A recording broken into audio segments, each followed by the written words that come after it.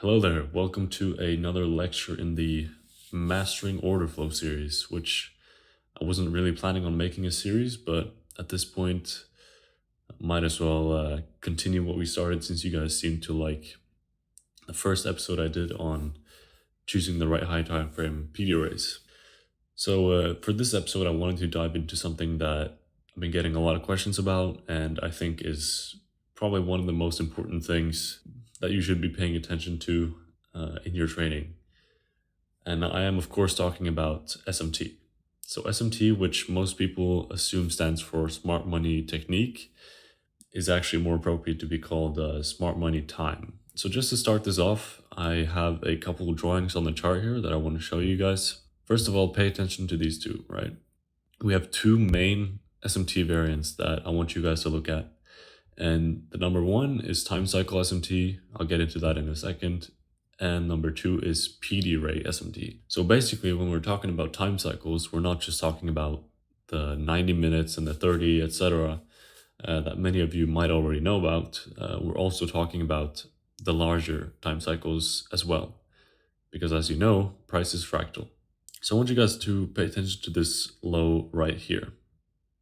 This is the January low. And as you can see, we have NQ here and we have ES on the right. And if you take a look, you can see that ES at this point in time did not take out the January low.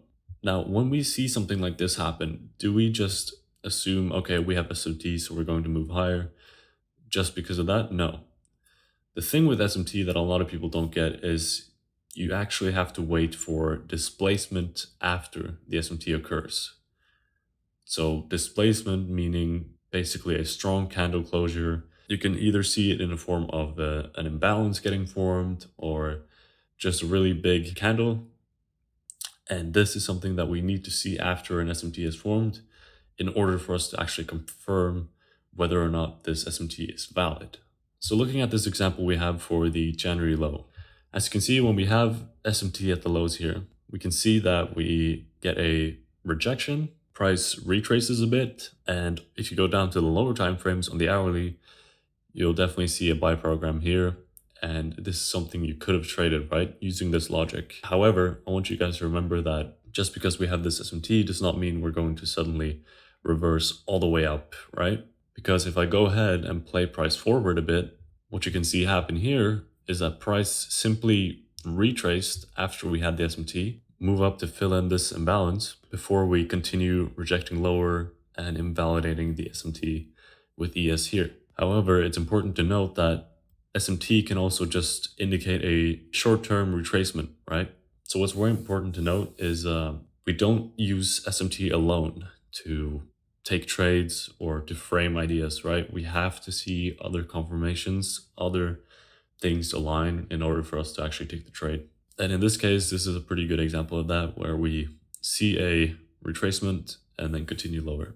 So to quickly touch on the PD array SMT as well, just wanted to highlight where the January low happened. You can see that we have the same imbalance on both NQ and ES here.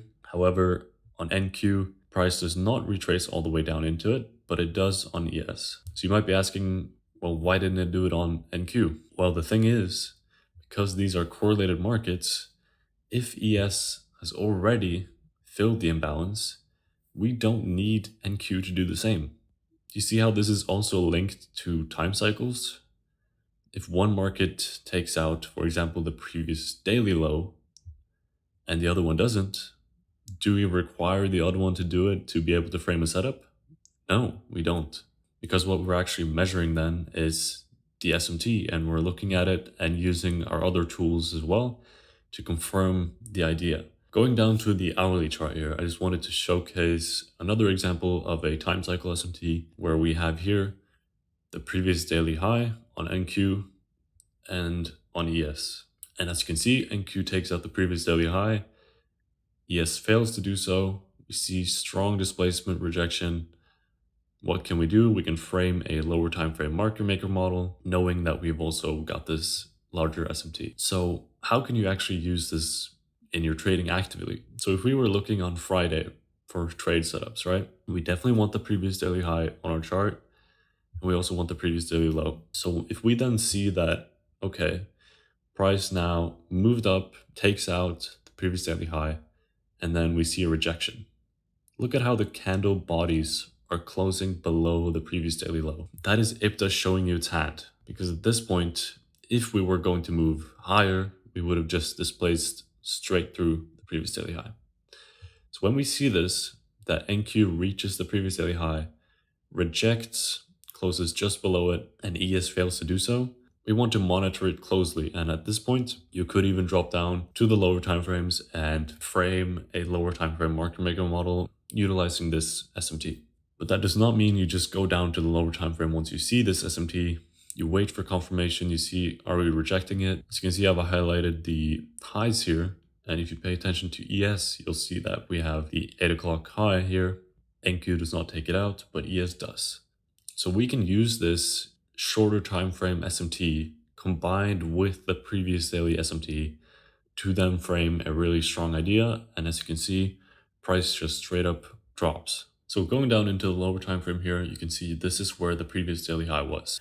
So as you can see here, we have this smaller time frame SMT that I was talking about on the higher time frame. Remember that line between the 8 o'clock and the 9 o'clock candle? You can see that right here. So once we see this SMT, we have previous daily high SMT and we have previous 30-minute cycle SMT. How do we actually frame an idea here to be able to catch this move? Well, one thing I want you to know is that price here displays through the previous daily high, forming this busy. So what do?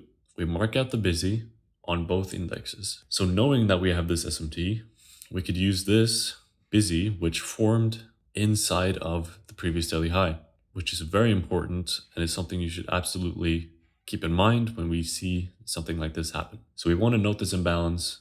And what do we wait for? We wait for price to close below the imbalance, which is displacement here. We wait for price to be inside of a macro.